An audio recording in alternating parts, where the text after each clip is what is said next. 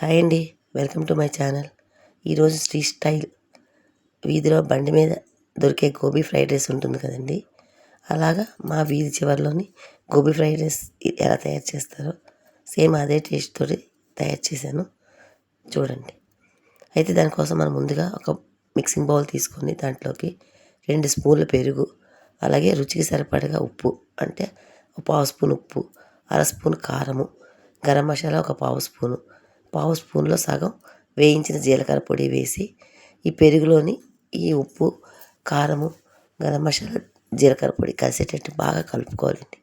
అలాగే దాంట్లో కొంచెం కరివేపాకు కట్ చేసి వేసుకొని మీడియం సైజువి క్యాలీఫ్లవర్ ముక్కలుగా తీసుకొని వాటిని శుభ్రంగా ఉప్పు నీళ్ళలో కడిగేసి నీరంతా వాడదేవిన తర్వాత అదంతా పట్టించాలి. ఉప్పు, కారం అన్నీ పెరుగు పట్టించిన తర్వాత 2 స్పూన్లు కార్న్ఫ్లోర్ వేసుకోవాలి.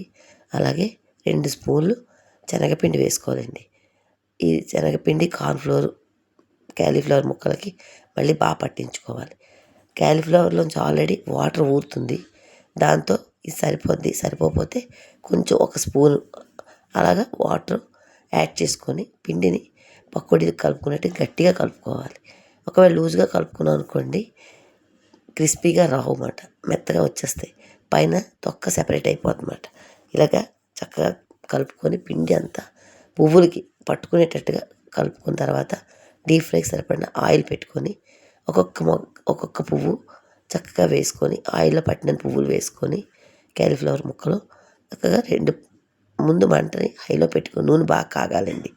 కాగిన తర్వాత మంటని తక్కువలో పెట్టుకొని చక్కగా లోపటి నుంచి పైకి వేగేటట్టుగా వేయించుకోవాలి. అలా వేగేటప్పుడు క్యాలీఫ్లవర్ నుండి నీరు బయటకు రిలీజ్ అయ్యి చక్కగా వేగిపోయి క్రిస్పీగా వస్తాయండి. సో పకోడీలో తినాలనుకుంటే ఇలాగైనా తినేయవచ్చు. లేదు ఫ్రైడ్ రైస్ చేసుకునేటప్పుడు కూడా ఇలాగే తయారు చేసుకుంటే కరకరలాడుతూ వస్తాయి, చాలా బాగుంటాయి. అలాగే మిగిలిన ముక్కలు కూడా నూనెలో వేసి వేయించుకోవాలండి. నూనె మంచి హీట్గా ఉన్న తర్వాత మీడియం టు సిమ్లో పెట్టేసుకొని వేయించుకుంటే పువ్వులు లోపటి వరకు చక్కగా వేగుతాయి. ఇలా వేయించుకున్న క్యాలీఫ్లవర్ ముక్కలు కూడా తీసి పక్కన పెట్టేసుకోండి. దీంట్లో మీకు కావాలంటే ఫుడ్ కలర్ వేసుకోవచ్చు. నేనైతే ఫుడ్ కలర్ వేయలేదు.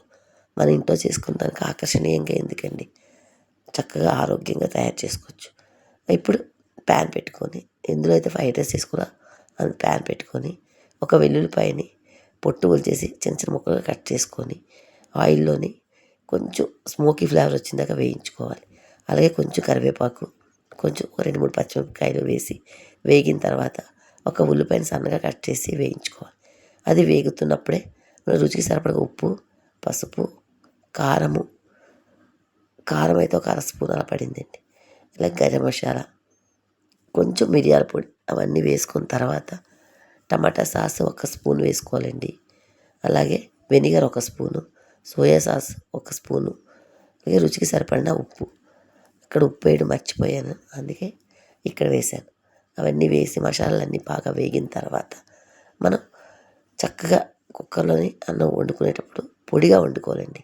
చిన్న సాల్ట్ వేసి రైస్ వండుకొని ఈ సాసులన్నీ వేసాం కదా, దీంట్లోకి రైస్ వేసి హైలోనే పెట్టుకొని అన్నాన్ని బాగా వేయించుకోవాలండి. పట్టుకుంటే కాలిపోతుందన్నమాట. అలాగా చక్కగా ప్రతి మెతుక్కి వేడి తగిలేటట్టుగా అన్నాన్ని చక్కగా వేయించుకోవాలి. ఇలా హైలో పెట్టుకొని వేయించుకుంటే చాలా బాగుంటాయి. ఇప్పుడు అవన్నీ వేగిపోయిన తర్వాత రైస్ అంతా బాగా దగ్గరగా వేగిపోయిన తర్వాత మనం వేయించి పెట్టుకున్న క్యాలీఫ్లవర్, అలాగే కొంచెం కొత్తిమీర, ఒక 2-3 స్పూన్లు ఉల్లికాడలు వేసుకొని చిన్నగా కట్ చేసుకున్నవి వేసుకొని రైస్ అంతా ఈ ముక్కలు, క్యాలీఫ్లవర్ పకోడీ ముక్కలు, అలాగే ఆనియన్ ఉన్నాయి కదండి, ఉల్లికాడలు, స్ప్రింగ్ ఆనియన్స్, కొత్తిమీర అన్నీ కలిపినట్టు మొత్తం అన్నాన్ని బాగా టాస్ట్ చేసుకోవాలి. మొత్తం బాగా వేయించుకున్న తర్వాత చక్కగా మీరు వేడివేడిగా సర్వ్ చేసుకోండి.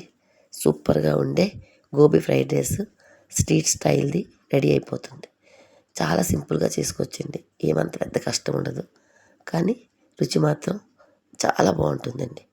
మీకు ఎలా అనిపించిందండి నా వీడియో? నచ్చితే ఒక్క లైక్ చేయండి. ఫస్ట్ టైం చూసిన వారైతే దయచేసి సబ్స్క్రైబ్ చేసుకోండి. మీ ఫ్రెండ్స్కి, రిలేటివ్కి వీడియో షేర్ చేయండి. Thank you for watching. Bye అండి.